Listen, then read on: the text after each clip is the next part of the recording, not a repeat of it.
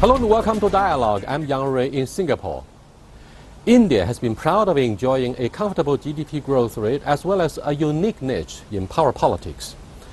But can India and China get along very well when both keep an eye on the Taliban in Afghanistan and Pakistan? Will India be used willingly as a leader of the non-aligned movement by the United States to restrict the growing influence of China when China's global stakes will have to be protected in the current process of geopolitical reconfiguration in the post-Cold War era? Today, I'm very happy to be joined here by Dr. Sanjaya Baru, a senior research fellow with the International Institute of Strategic Studies. Before we start the interview, let's look at this. Indian Prime Minister Narendra Modi comes to the United States expecting to close a deal for deeper defense cooperation begun by his defense chief in April.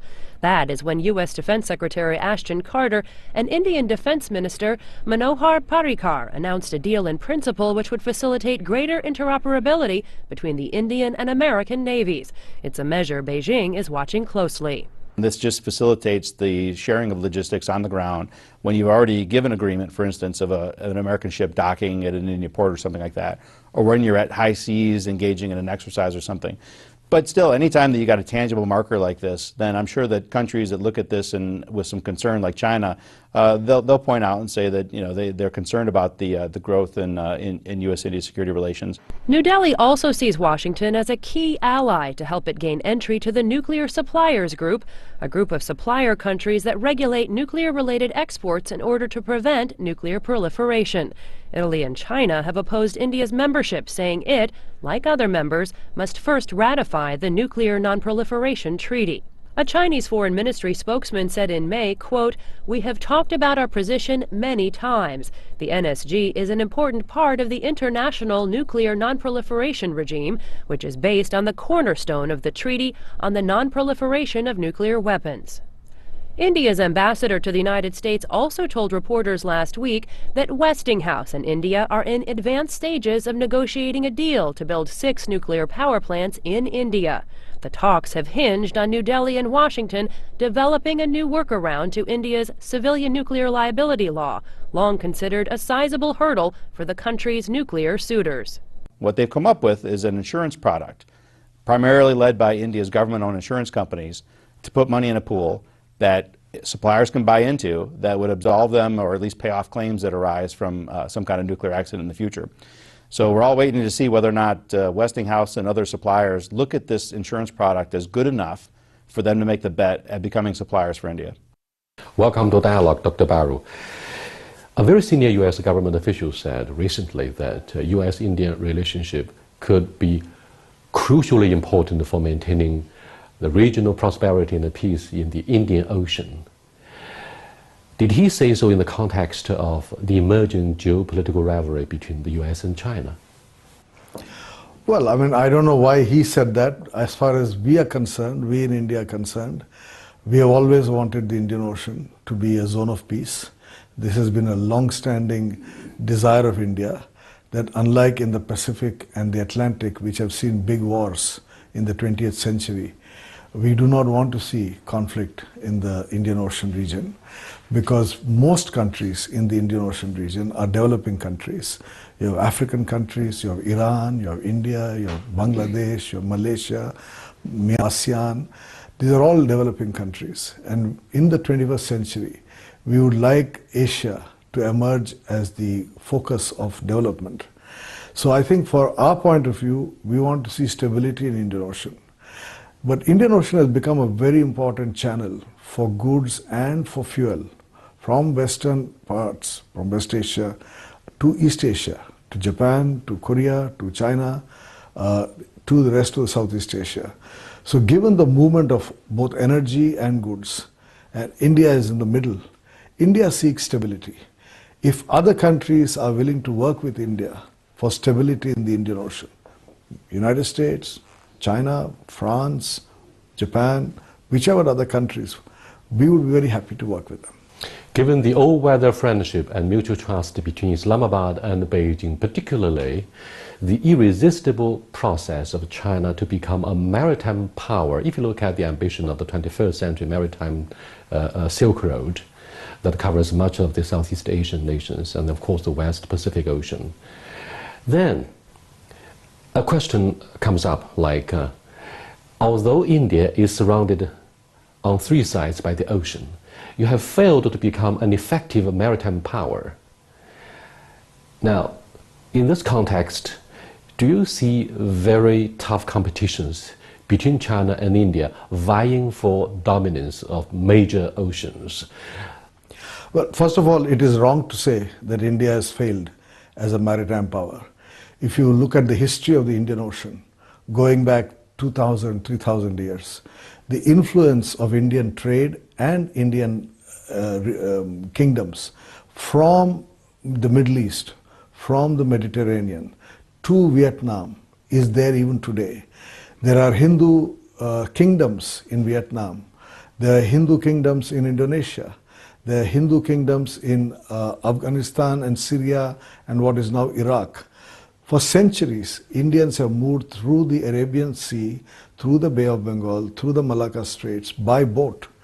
And therefore, there has been a long history of maritime activity as far as India is concerned. Is that a colonial history? No, this is pre-colonial. Colonial history starts only in the 17th century. In fact, the Europeans came and disrupted the Indian maritime links. Europe became the dominant power in the Indian Ocean from 1700 onwards. But before that, there was an active Indian maritime presence and mostly trade. The only kingdom outside India which was established by Indian kings from southern India, kingdoms, whereas in Malaysia and in Vietnam. But otherwise, most of it was trade. What has happened for India is because of the partitioning of India by the British. When the British left India, they created Pakistan and they created Bangladesh. And they India's links by land. What we are trying to now do is to restore those links, particularly to our west, by sea. That's a very good portrayal of your history. India boasts of its own blueprint for interconnectivity with the neighboring countries in terms of economic interdependence. However, 3 years ago, President Xi Jinping put forward the ambitious blueprint of his own version, that is the Belt and Road Initiative. Do you see any overlapping? How do you look at the chance of China's growing business presence in the South Asia subcontinent? As far as the Chinese trade and economic relationship with South Asia is concerned, I don't think there is any concern in India, because China has emerged as the world's biggest trading country. It's emerged as a major economic nation, and therefore it is quite natural that, like the United States, like European Union, like Japan, China will also have very good economic relations with all other countries, including our neighbors. In fact, China is India's biggest trade partner. So there's nothing surprising that it is also the biggest trade partner for Pakistan or Nepal or Bangladesh or Sri Lanka. China has become India's fifth largest export market, and we see growing investment in India. How do you foresee an effective solution to the differences between Islamabad and New Delhi on the line of control in Kashmir? That'll take hours, I know. Well, I can give you a short answer. Exactly. A short answer, please. Very short answer is that this problem was solved long back. India and Pakistan agreed in 1972 in Shimla, when Indira Gandhi and Zulfikar Ali Bhutto met, that what is called a line of control will become the border. It is just that Pakistan then went back on it. Mr. Bhutto was hanged by the military dictators in Pakistan. So after that, President Musharraf and Prime Minister Manmohan Singh also took this discussion forward, and they were willing to come to an agreement. But President Musharraf was removed in Pakistan. So every time a Pakistani leader agrees to a settlement with India, something happens and he's removed from power in Pakistan. But otherwise, on paper, in theory, we have a settlement. The line of control becomes the border across, and then there's no problem. Pakistan keeps what is okay, Pakistan occupied Kashmir. We keep what they call Azad Kashmir, which is where India is, That's it. Do you think, from your perspective, that the process of rapprochement between India and Pakistan will lay groundwork for the three major powers, India, Pakistan, and China, to join hand in building the Belt and Road Initiative that will only benefit the three major economies? That depends on China. Because our concern, as far as Pakistan is concerned, is China's partnership. The fact is that the Pakistani economy is shrinking. In the 1950s and the 1960s, Pakistan economy was growing faster than India. Our rate of growth was 3.5% or 4%. Pakistan's economy was growing at 6% in the 50s and 60s. But then they started investing so much in their defense and neglected development. And because of terrorism, no new investment is coming. Pakistani economy is shrinking. So unless Pakistan has a proper assessment of its own interests and decides to end terrorism and increase investment in development, I don't see stability in the region. But China can play a very positive role. To my knowledge, both India and Pakistan have applied proactively to join the Shanghai Cooperation Organization, whose major task was initially to fight the three evil forces, right? Secessionism, extremism, and terrorism. China and Pakistan are both victims of terrorist attacks. If you look at the barbaric killings of the Chinese Han people in Urumqi a few years ago, if you look at the Taliban in Pakistan. So there's no reason why the three countries should refuse to join hands in fighting their common challenges. Having said this, what do you think of the Pakistani decision to take side with the United States government in the wake of the 9/11 terrorist attacks? And the Pakistani government said it has paid a heavy price for taking side with the US military, which threatened to bomb Pakistan back to the prehistoric Stone Age. Richard Armitage said so.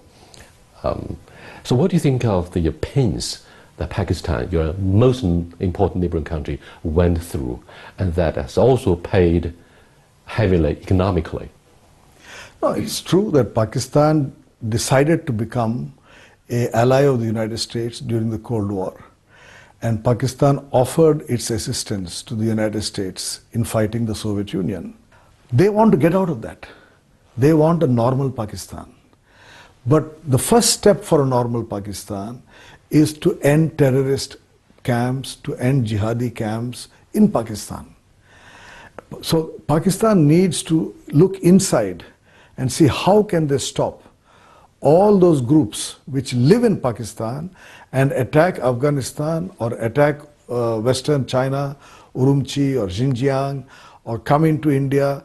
Many of these groups, cross-border groups, are actually allowed to function out of. And I agree that Pakistan itself has been a victim of terror. I know they have lost more people.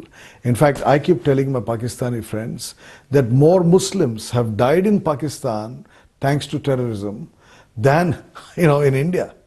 The number of Shias who've been killed, or the number of minorities among the Muslims who have been killed is tremendous. So they have huge suffering internally. Thank you very much. You are watching Dialogue with Dr. Sanjaro Baru, a senior research fellow of Geoeconomic Politics and Geoeconomics with IISS, the sponsor of the current Shangri-La Security Dialogue. We'll be back in a short while. Stay with us.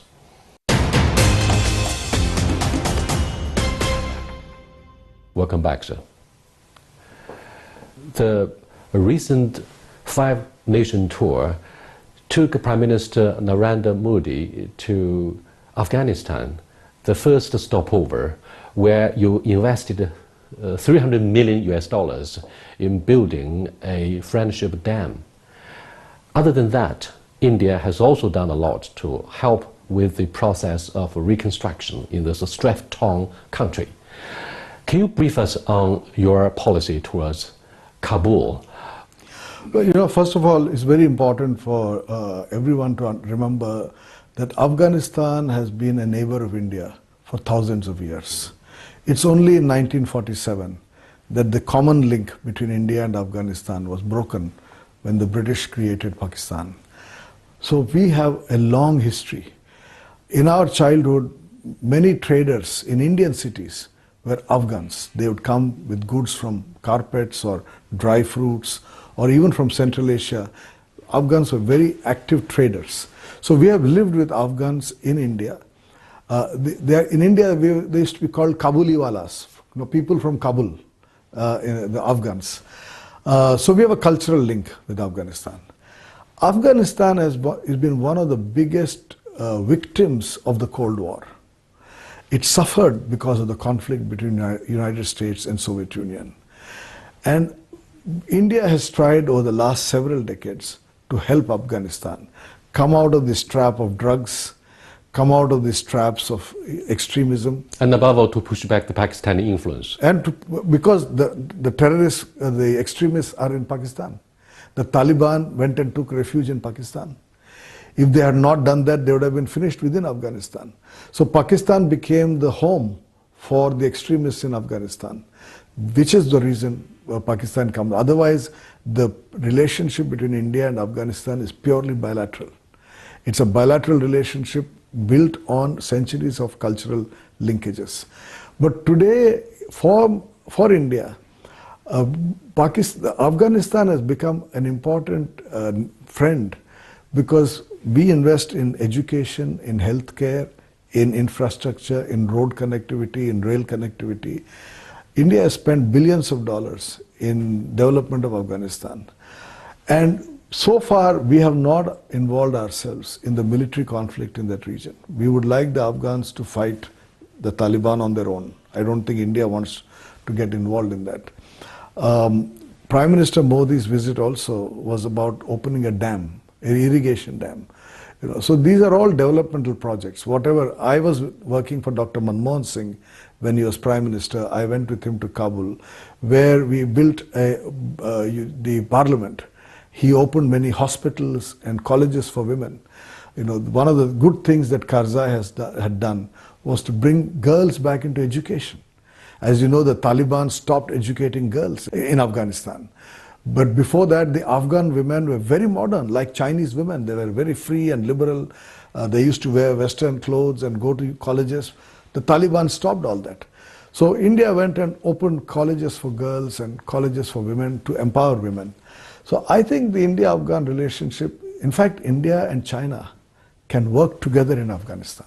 It's one country where both of us can help in the development of the Afghans. What do you think of India and China to both talk to the moderates of the Taliban? Because this is viewed far and wide as an inclusive policy. Include those political forces that are willing to get involved in the reconstruction process. You won't be able to resume law and order. What do you think? Well, I don't follow Afghan politics very closely, but I know that today Afghanistan is trying to be a democracy. If the Taliban want power, they should come back and, like any other political group, participate. Good point. But they cannot use their weapons, they cannot use power. The era of using power to acquire political power or military power to acquire political power is gone. Power no longer follows from the barrel of the gun. It comes from people's power, right? So therefore, I think the Afghans have to decide for themselves what kind of a future they want. Prime Minister Modi has been invited by President Obama, the lame duck, by the way, to visit the White House again. That will be the fourth of its kind during the presidency of Obama. What do you make of your relationship with the United States at a moment, a defining moment, when the emerging and dynamic expansion of the Chinese Navy and our whatever business investment in Southeast Asia threaten allegedly to challenge the absolute and unconditional leadership of the US since perhaps the end of the Second World War in the West Pacific? A lot of observers in China started to worry about whether this will have some geopolitical implications, as I indicated earlier in the interview. Well, first of all, I think our experience with the United States is that there is nothing like a lame duck president. India and the United States did a historic agreement on civil nuclear energy during what was called George Bush's lame duck period. same time, right? November 2008, that is when the nuclear deal was done. So the US president has powers, a lot of powers, till the very last day. And a lot can be done even when he's waiting for the term to be over. But I think the second important engagement that Prime Minister Modi has in Washington is the address to the joint house of Congress, the senators and the congressmen. This will give the Prime Minister an opportunity to talk to both Republicans and Democrats just before the elections. We do not know whether the next US president would be a Republican or a Democrat. But this visit, Prime Minister Modi, by addressing the Congress, will be addressing both political parties so that we have a bipartisan approach to India in the United States. As far as China is concerned, I think India has very good relations with China. We have differences on the border issue, and we should settle those differences. As far as the Western Pacific is concerned, I think the Indian approach is that as long as there is rule of law for movement of maritime traffic, we have purely economic interests in the region. And as long as the region is feeling secure and stable, we have no problem. I think the problem arises because some of the countries here feel that China is becoming assertive for whatever reason, and therefore there is concern. And the Shangri-La dialogue, in fact, gives a very good opportunity for China to explain its own concerns so that there is a proper dialogue between the rest of the world and China. You have been an observer of China's development since perhaps the late 1970s, when China decided to open ourselves up to put an end to the Cultural Revolution and domestic upheavals. Are you convinced, and do you think this is a shared conviction with the United States, that China's presence in the South China Sea will endanger the freedom of navigation and the freedom of overflight?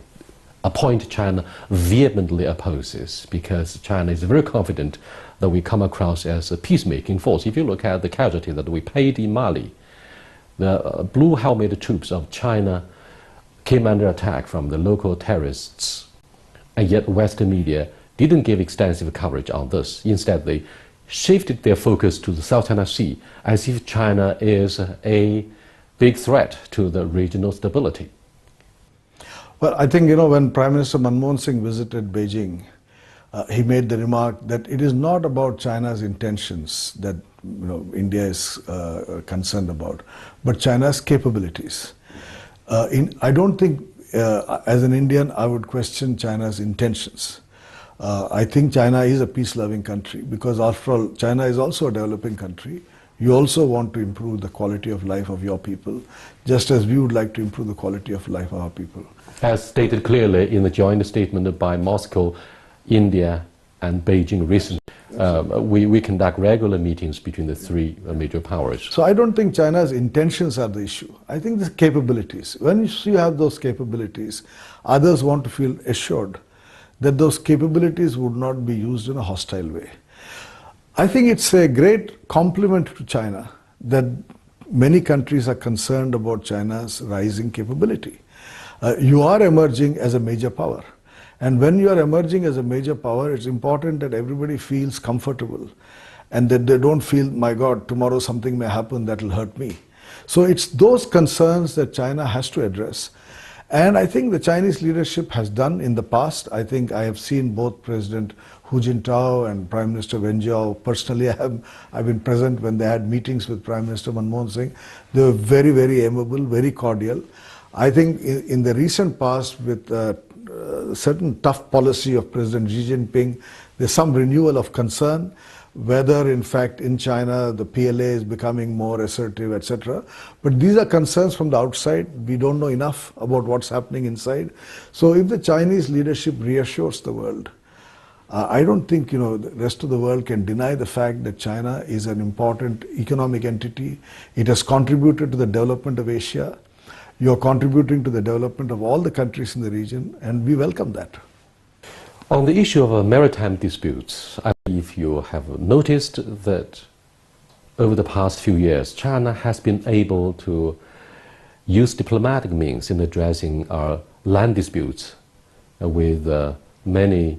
In fact, we share the border with over perhaps 14 countries. For example, Vietnamese troops and the Chinese counterparts conducted joint patrol of the border. to ensure that no drug trafficking would take place. We were able to find a solution to maritime dispute in the Tonkin Bay, or Beibu One. And Russians and the Chinese also solved their disputes on the eastern part of the border. Similar examples could also be raised to illustrate China's good intent and willingness to address these flashpoints. As an Indian, we would feel very reassured if China was more transparent in its dealings with our own neighbors. When Chinese nuclear submarines come into Sri Lanka or Pakistan, these are things that concern us. Have you noticed we have issued so many white papers and promoted transparency about China's defense budget? No, I know about the defense budget, but I think even today at the Shangri-La dialogue, the Indian defense minister made this point that transparency is extremely important for trust. That public opinion in India would feel very reassured if there is greater transparency and clarity on the border issue, clarity on Pakistan, clarity on maritime intentions. I think greater communication from China and much more interaction between Indians and Chinese is extremely important. I welcome more people-to-people interaction between Chinese scholars and Indian scholars, Chinese journalists and Indian journalists, Chinese business and Indian business. Very important to build that trust because we are neighbors at the end of the day, India and China. And whatever the United States plans and intentions are, we have to be living together for centuries, as we have in the past. But I think at the moment, there is an issue of trust. And I know for a fact that our leaders have spoken frankly to each other about the fact that we need to build trust. So I'm hoping that in the years ahead, we will actually be able to resolve these issues. Thank you very much for being part of this meaningful dialogue Thank you. in Shangri-La Security Thank you very much. Conference. Thank you. I enjoyed that conversation. Thank you.